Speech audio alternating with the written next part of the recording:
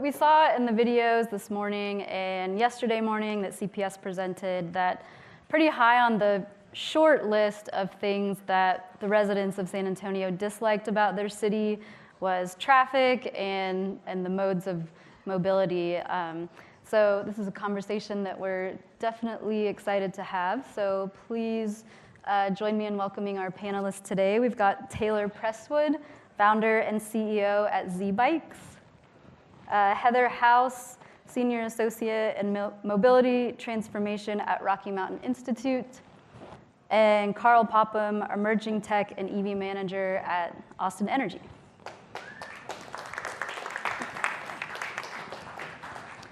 And I think we're going to kick things off with a short presentation that Carl has prepared. Sure. Awesome. I was playing with my mic a little bit, so we'll see if y'all can hear me okay. I'm starting off with a question for y'all. What do you think is the worst thing about living in your city? What do you hate about living in your city? And this was a question asked by Austinites back in 2016 on a Chronicle poll. What do you think the number one thing is about the Austinites hate about living in Austin? Traffic, without a doubt. Far and away, Austinites hate traffic. Okay, so how do we get around today? What's the default? This is the standard mode of transportation. It is one person in one car, and look how inefficient this car is. So transportation is generally a household's second largest expense outside of housing. And it's such a wasted asset where you only on average use it up to 4% of the time if you want to give credit for sitting in traffic and looking for parking, but actually driving at 3%. So a very inefficient model. So how many people move to Austin every day in this? 110. So the visual you have behind you is what 110 people look like in traffic.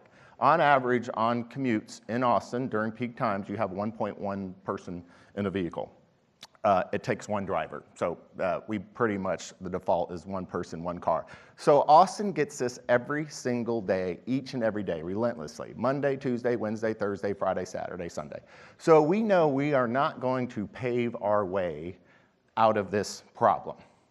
Last century's mode of you just build more roads, there's not enough space, pavement, or dollars to really correct or adjust the growth we are seeing in Austin.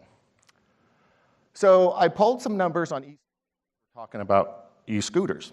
So you can see the trend is very high, and it's ripe for disruption. When people are dissatisfied with something, and you're also using something inefficient and annoying and expensive, you are ripe for disruption. So of course, when e-scooters came to town, it just went through the roof. So in more recent months, we've had about 300,000 trips in 1 month, covering a little over 300,000 miles. So typically when you look at data sets, you look at, well, what was the number look like last year? What's the growth? You wanna know what the growth was from last year? Yeah, 0. They didn't even exist a year ago on our streets. So this is the kind of phenomenal growth we're having, and we're gonna kind of talk about today and why it's right. I'm gonna share one other little stat for you is the local EV market and the growth market. So in Austin, we're about 22% of the Texas EV market. That's about 7,000 vehicles. But what this shows here is how many EVs are sold in our territory each and every month. Kind of see a spike towards the end there? Wouldn't you like your stock portfolio to look like that? So what this demonstrates is one popular vehicle coming to market can really have a disruptive adoption effect in consumers. So this is the Tesla 3, that when it became available. And this isn't even the final year. So I'm kind of curious. So we always lag behind about 6 months of how we get our registration data. But the numbers are coming in, about 4% of all vehicles registered in Austin these last few months have been EVs. So that's way above. So I'm kind of curious to see how this number is going to spike. So what does it mean utility? So there is a lot of utility folks here, and how are we capturing that market? So here as an electric utility in Texas, we fall under the purview of the grid operator. It's called ERCOT. And every 2 years, every 2 years, they update what their long-term system assessment is, how they feel like what's coming down the pipeline in generation and all things. So this includes EVs, and they have 3 business cases. So I'm just looking at consumer adoption. So if they are correct, and you can see a quote there, and we have seen that in our own growth, there's kind of a slow building momentum. It's going, and then we're starting to see that hockey stick growth is what we think we're starting to experience here, and that kind of aligns with the model. So what would that mean to Austin? So if this model was true, that would be new utility revenue of this business case alone of about $240 million a year, just capturing 1 out of 3 major business cases. The other business cases is long haul and short haul. So that's also other value. But there's also a misnomer around a lot of folks talk about EVs and EV units. It's really about EVMT, or electric vehicle miles traveled, because we're talking the future mobility. We're trying to capture high EVMT applications, shared electric autonomous, electric gig economy, those type, which can have 8 to 10 times the mileage of a consumer, that inefficient consumer model you saw below. And it also blows anything out of the water regards to storage goals. And storage can be seen as a way to get to 100% renewable energy and other value propositions of managing it as a distributed energy resource, which is part of our Shines project today. And that is my opening comments. Welcome to this awesome panel. Thank you, Carl. So you had on that slide there that we were ripe for disruption, and the scooters definitely were disruptive in Austin. One day they weren't there, and the next day there were hundreds of scooters around downtown Austin.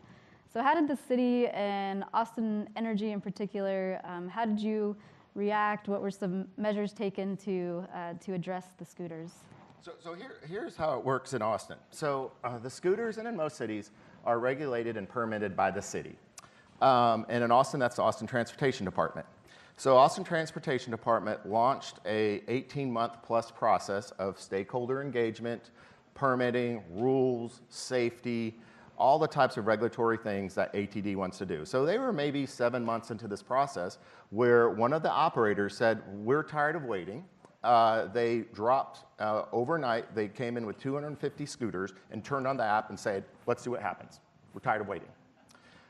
So that instantly escalated also the speed. All that other stakeholder engagement is now in the back end. Council had to pass some emergency resolutions that allowed ATD to compensate poorly parked scooters, but it did have the effect, and the strategy, and I work with the ATD closely, wasn't to go after punitive, but let's take this as a lesson learned and really accelerate how we can do it. So right now, as you can see the numbers, is we are getting more and more both scooters and riders.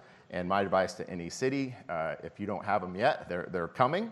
And I would highly encourage you to look at more of an embracing strategy and figure out really the nuances to make it work, rather than trying to have any kind of strategy of, well, let's fight this and let's go litigious and out there. Is from living through that in the city of Austin, that would be my lesson learned from that.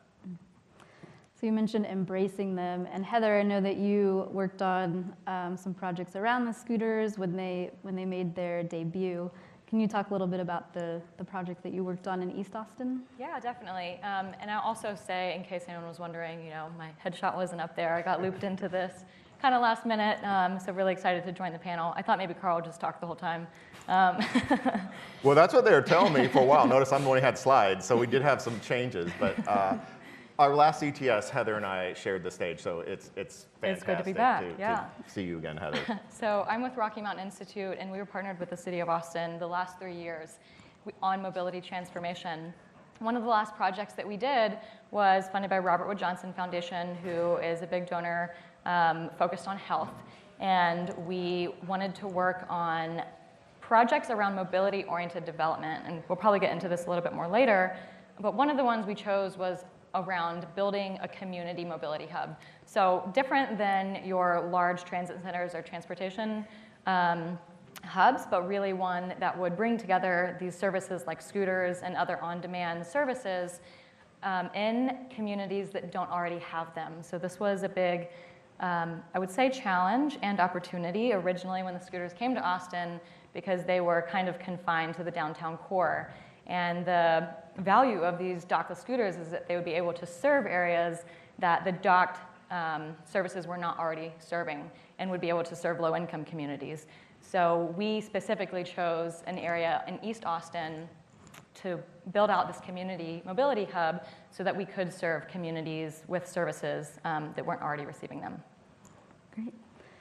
And so scooters are not the only new mode of mobility popping up in Austin.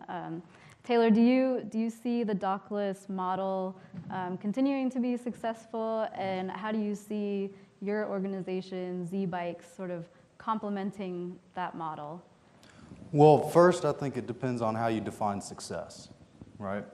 If we're talking long-term adoption and acceptance by everybody, I think that's going to be rather difficult. If you're looking for a total solution, I think that's going to be rather difficult. But if you're looking at it to be a part of a total solution, I think they certainly do fit into that picture of what I'd call success. And so what we do, we have two-wheeled electric vehicles, bicycles, mopeds, and motorcycles.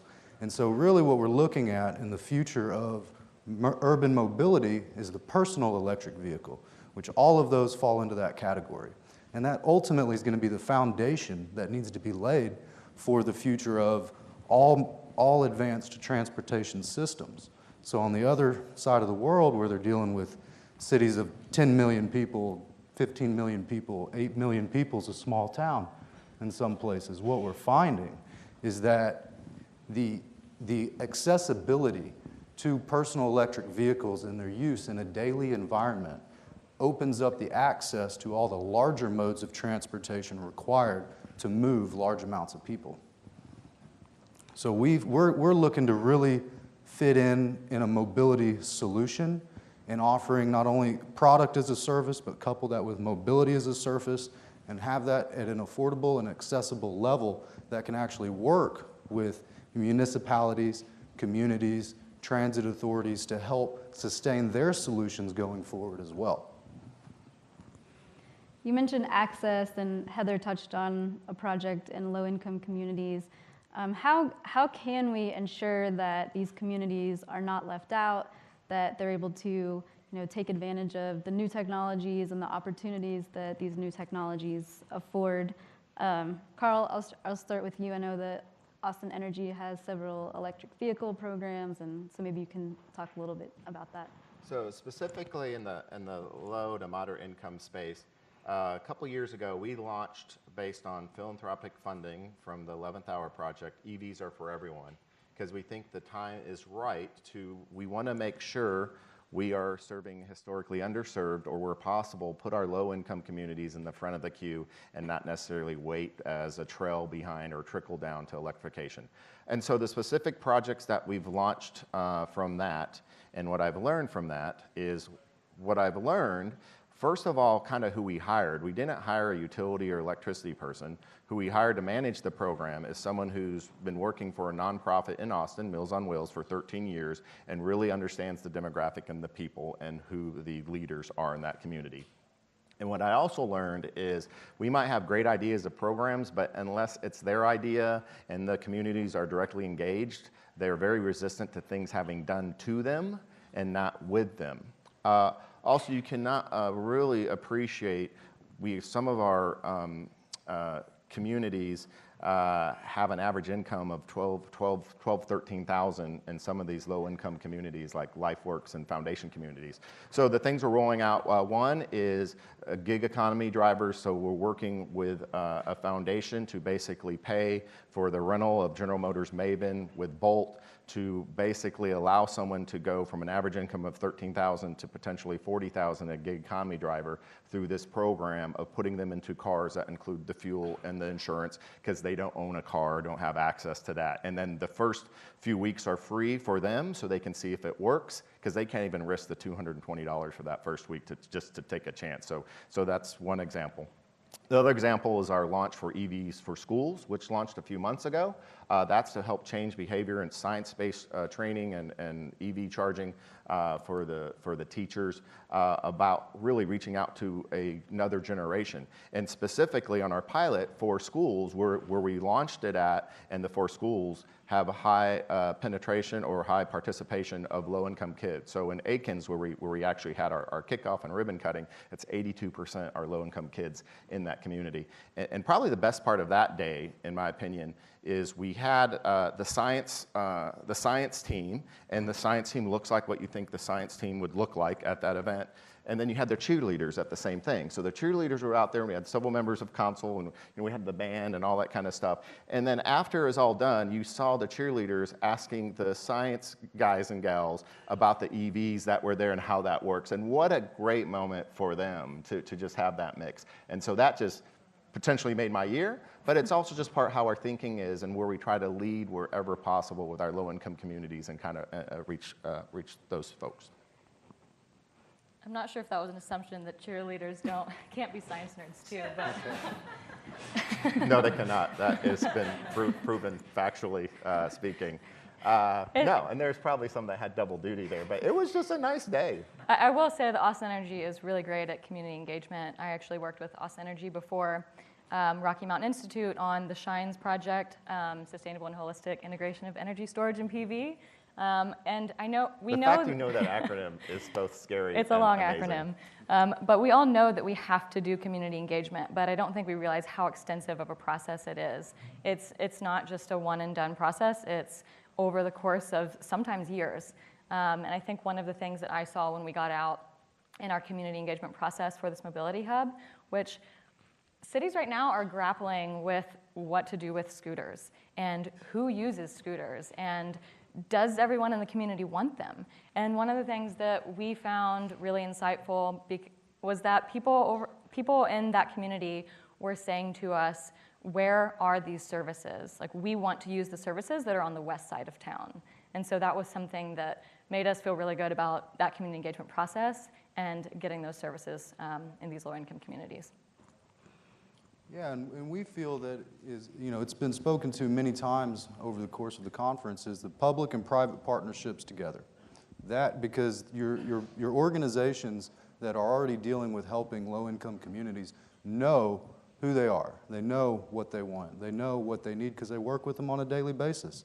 So by being able to partner with these organizations to offer a solution is going to be far more effective than any business just taking a stab into the dark or repeating years and years worth of research that's already been done by some nonprofit organization. So the for-profit community and the nonprofit community have to find a way to work together to come forward with solutions. That's the way we see it, because this technology is ripe for deployment. There's really no need to wait. It's commercially viable. It's very efficient. It solves your basic needs as far as transportation is concerned, or connecting one individual to a location, whatever that may be. And to delay the deployment of multiple modes of this type of transportation would be a big mistake. So we see the partnerships being the forefront of really affecting the low-income communities.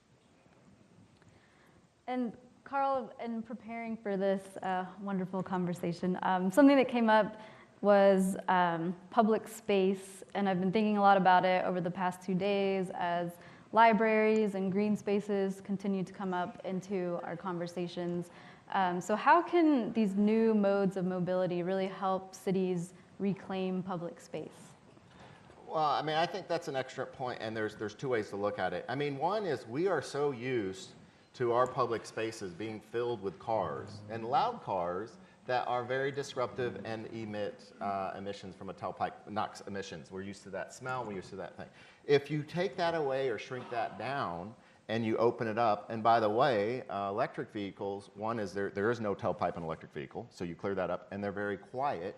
You start giving the space to the people and not the cars that are just on the road in there. So that's one aspect of it. The other aspect on the since we're talking about e-scooters, and what we're seeing is, so e-scooters in Austin and pretty much in East are very divisive. People either love them or they hate them. And so I've been listening a lot to the people who hate them. I'm starting to fall in the camp where I love them. I take them around, I like the convenience of it, and they are here to stay. They're not going away. And the typical concerns on, and which we are working very closely with the technology of the app itself, as well as other policies, is one is safety, but also kind of respect and a sense of how does the scooter engage with the pedestrian in the cars. So in Austin, the discussion is around dismount zones that might be respectful for that.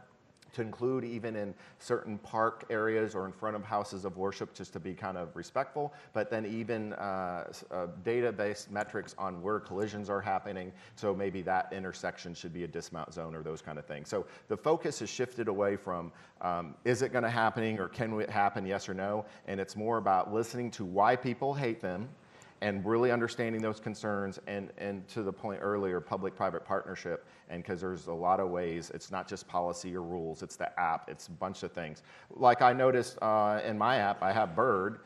Most recently, when I took a ride, I had to take a photo of the scooter itself to show I was parking it in a respectful manner. And because that's something people were pissed off at. They were in the corner or laying down or hazard. So now, in partnership with the app, you now have to validate of how you parked it, and before you can turn off the ride. So things like that. So I think we're evolving, and it's going to be the new normal. Our company is, we're also hosting an e-scooter safety day. If you come down next Wednesday to Palmer, Tuesday, Wednesday, Bobby Gotzi, my colleague, he's leading that effort as a way to train our own employees how to be safe with them, both for the bikes as well as the scooters. And by attending that class, you get a free helmet that comes along with the training as a way just to, utilities are all about safety. Well, why not teach our employees about safety with driving these new micro first, last mile type solutions? Any thoughts on public spaces, Heather?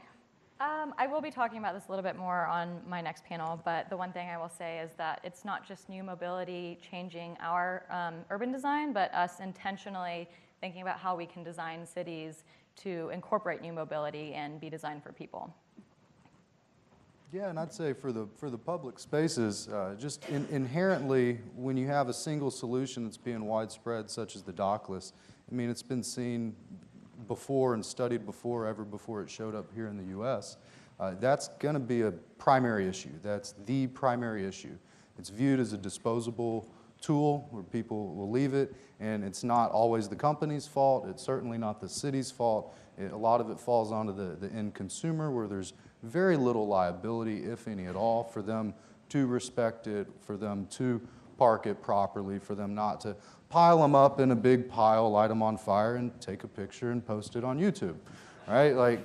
So it's very difficult. It's a multi-chain problem that's being presented to us. So as far as reclaiming the public space, I think that will happen when other options become accessible and available in partnership with the dockless programs, and then when a lot of these developments actually get enacted and enforced, either by the company in some regard to the end consumer. I think that needs to happen more and be taken more seriously in order to modify the consumer behavior a bit.